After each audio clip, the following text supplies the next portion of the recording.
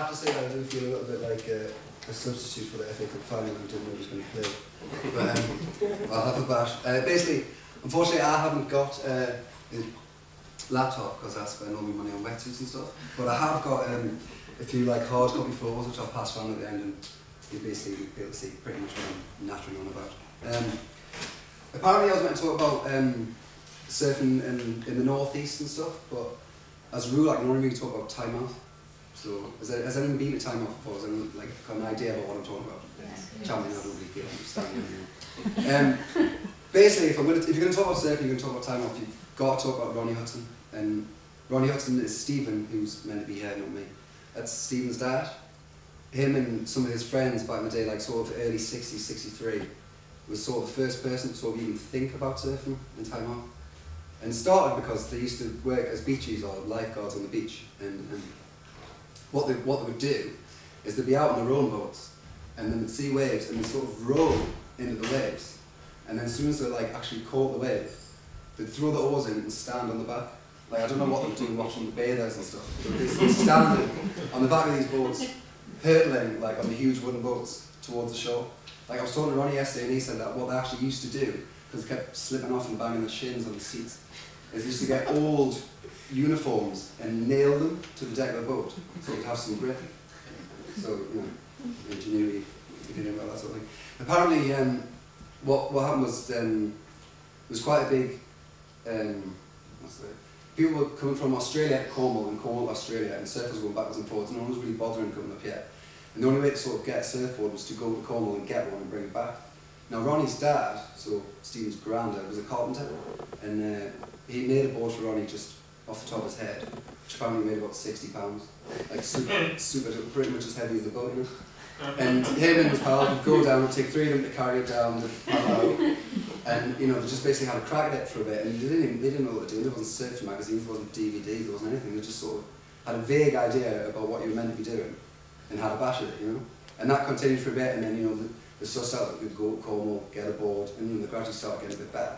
This was, you know, they had sort of rough, well, I suppose you could call them wetsuits, but sort of diving suits cut up, and you know, just sort of mismatch of whatever would go on.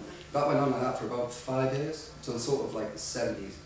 And then Stephen, sort of my boss, when he was like 15, or maybe he was a little younger than 15, got taken down. And basically, surfing's a sport where, okay, now the surf schools, and we'll talk about that in a minute, but when I first started, and when we first started, all you really do is you either get taken by someone, or you just go in at the deep end, for want of a better term, and copy the bigger boys. And, you know, that's basically what you do. And so basically Stephen got taken down, and Stephen was friends with someone else called Ben Baird, and they basically started surfing, and you know, within a few years we're getting quite good really. And then they had another friend called Nigel Beach, and by the time they were 15 they were on the British team, or on the English team anyway, and went to Jersey and competed in loads of competitions, but coming back and telling everyone about how great it was. But still there was only like 6 or 7 like full-time surfers in Tynemouth.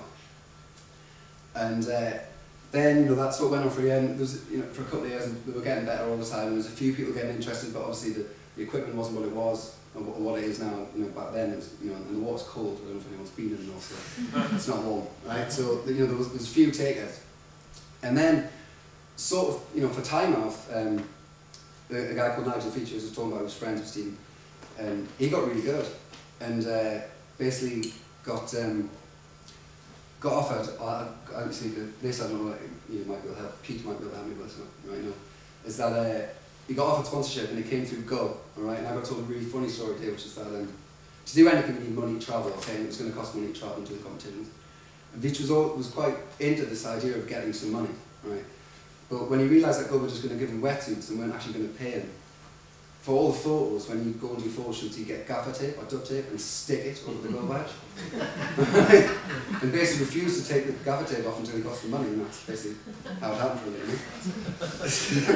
So that happened for a little bit, and then they got some money together, and you know, Veach did really well, and basically went away into the world tour for a year, and everyone was really proud. I got some photos of him surfing in his shorts at Pipeline, which I'll pass around later on, you know. And so basically, you know, about that time, so we're talking like sort of mid-70s now. No, I'm talking later, sorry. So like mid-80s. Surfing was sort of started to take off a little bit.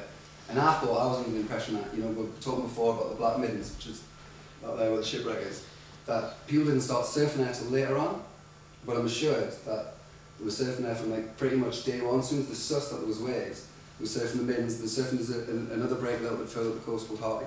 And these are really heavy duty, hardcore places. Even for us now, we've been surfing for like, 15 years, and it's still quite heavy duty waves, and they were just basically just throwing themselves in and just seeing what was going to happen, So, after Beach had done very well and done really good, and then there's like, every few years there's like a crop of new surfers that come through in time off, and they were the guys that you aspire to be like, or the reason why you get into it. Time was a very small place, everybody knows everybody.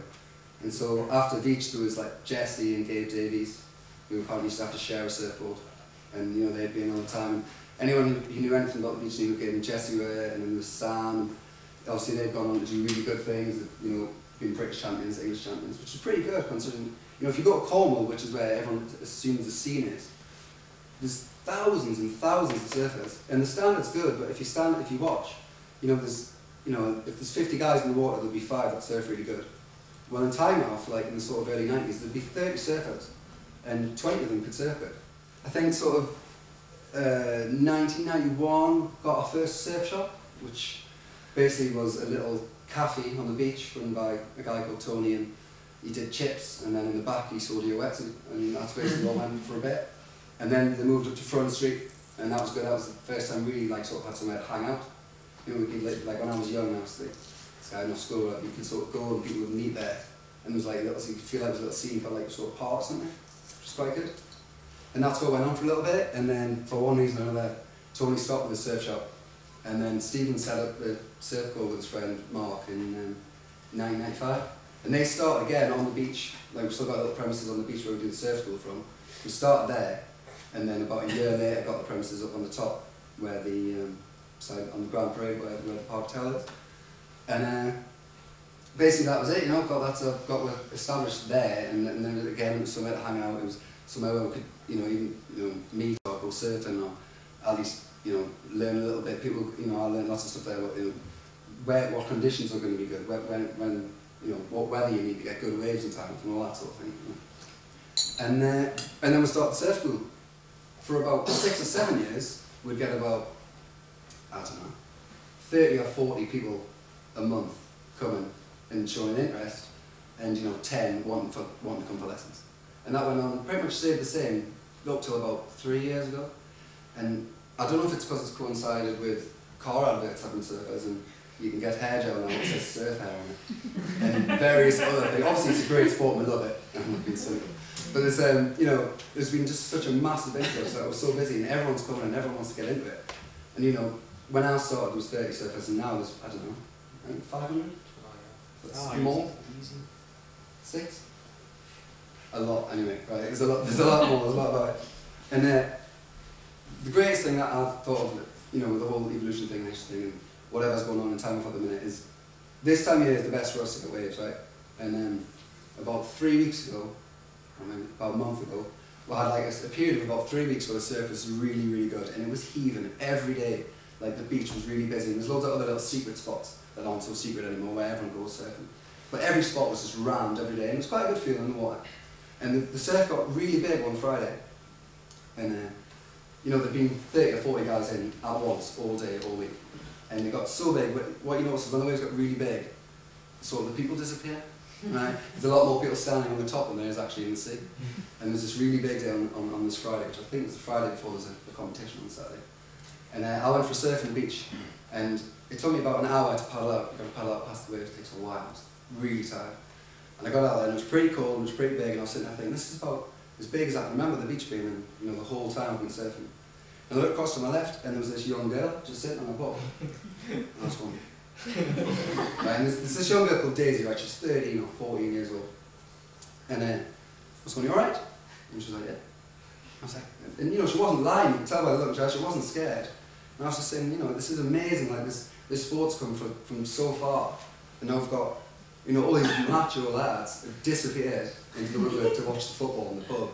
And like, you're out here? And she was like, yeah, no, she just turned around, took off on this like 8-foot monster, and that was it. And then I got washed in and got out. And I think that's about as much as I'm going to talk about that.